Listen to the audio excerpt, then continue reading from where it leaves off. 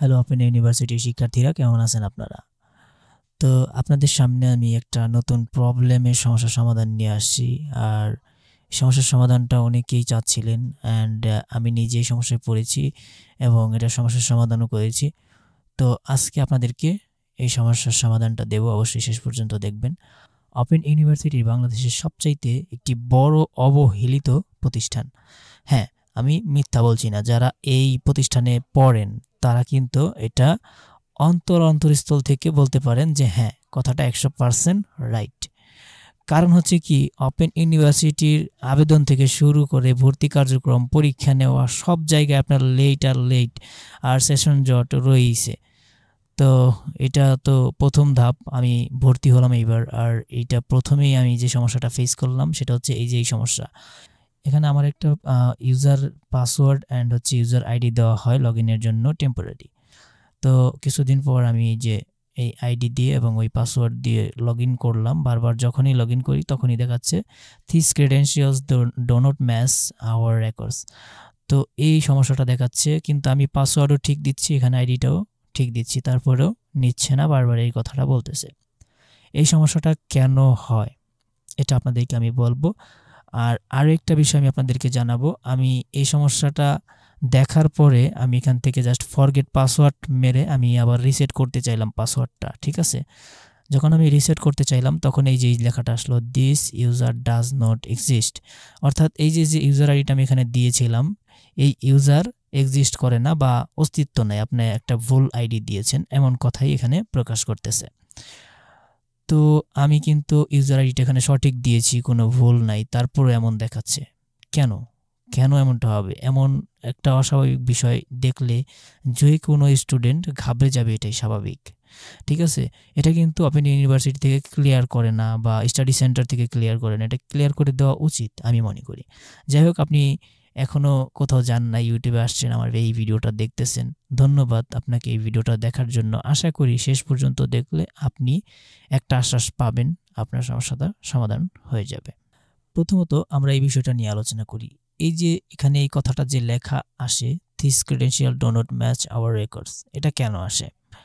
দেখেন, এই যে আইডিটা, এটা হচ্ছে একটা ইউজার আইডি। আর এই ইউজার আইডিটা যখন আপনাকে মেসেজের মাধ্যমে দেওয়া হয় তখন সেখানে লেখাই আসে যে টেম্পোরারি আইডি। টেম্পোরারি মানে হচ্ছে অস্থায়ী বা কিছু সময়ের জন্য আপনার এই আইডিটা ব্যবহৃত হবে, তারপর এটা রেকর্ড থেকে মুছে দেওয়া হবে। যদি মুছে দেওয়া হয় তাহলে আমরা কিভাবে লগ ইন করবো আমাদের প্রোফাইলে?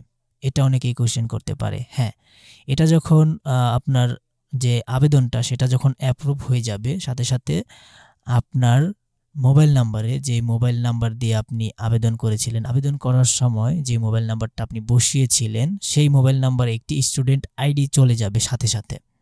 যখন আপনার অ্যাপ্লিকেশনটা অ্যাপ্রুভ হবে তখন সাথে সাথে কিন্তু আপনার মোবাইলে একটা স্টুডেন্ট আইডি চলে আসবে। অ্যান্ড এই যে এখানে যে ইউজার আইডিটা আমি বসিয়েছি, এইটার জায়গায় আপনার স্টুডেন্ট আইডি বসাতে হবে এবং আগে যে টেম্পোরারি পাসওয়ার্ডটা দিয়েছিল সেই পাসওয়ার্ডটা পরিবর্তন হবে না, সেটা এখানে বসাবেন। অ্যান্ড হচ্ছে নতুন একটা স্টুডেন্ট আইডি দিবে, সেটা এখানে বসিয়ে লগ ইনে ক্লিক করলে লগ ইন হয়ে যাবে। অনেকেই চিন্তিত আছেন যে ভাই, বেশ কিছুদিন হয়ে গেল এখনও স্টুডেন্ট আইডি আসতেছে না। আমি আপনাদেরকে বলবো একটু ধৈর্য ধরেন। আর ধৈর্য ধরার পরেও অনেক বেশি সময় হয়ে গেলে যদি স্টুডেন্ট আইডি না আসে তখন আপনি আপনার স্টাডি সেন্টারকে জানাবেন। প্রয়োজনে উপ-আঞ্চলিক কেন্দ্রে চলে যাবেন, সেখানে গেলে আপনার সমস্যার সমাধান হয়ে যাবে। যদি কোনো সমস্যা হয়ে থাকে, কোনো কাগজ যদি আপনি না দিয়ে থাকেন, তখন আপনি উপ-আঞ্চলিক কেন্দ্রে গেলে সেখান থেকে আপনাকে জানিয়ে দেওয়া হবে কি কি কাগজ লাগবে বা কি পরবর্তীতে কি করণীয় বা কি করতে হবে।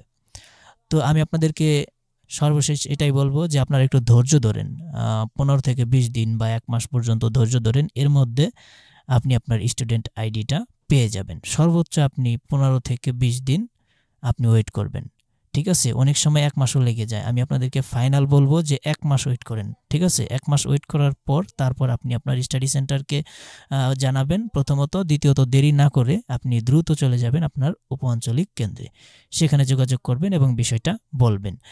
আর যে প্রয়োজনীয় কাগজপত্র, বিশেষ করে আপনার যে অ্যাপ্লিকেশনটা, ডিগ্রির অ্যাপ্লিকেশন করেছেন, সেই অ্যাপ্লিকেশন ফর্মটাকে আপনি একবার প্রিন্ট করে নিয়ে যাবেন, ঠিক আছে? বলা তো যায় না কোনটা চেয়ে বসে। তো এগুলা প্রিন্ট করে নিয়ে যাবেন, যে কাগজপাতিগুলো আপনি জমা দিয়েছিলেন সেগুলো প্রিন্ট করে আপনার ব্যাগে রেখে দেবেন।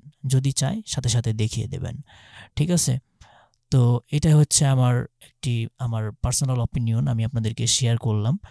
আর আমি মনে করি এই ভিডিওটা দেখে আপনারা উপকৃত হবেন। যদি ভালো লাগে অবশ্যই লাইক দিবেন, আর নতুন ভিজিটর হলে অবশ্যই সাবস্ক্রাইব করবেন। ভালো থাকবেন, সুস্থ থাকবেন। আল্লাহ হাফেজ।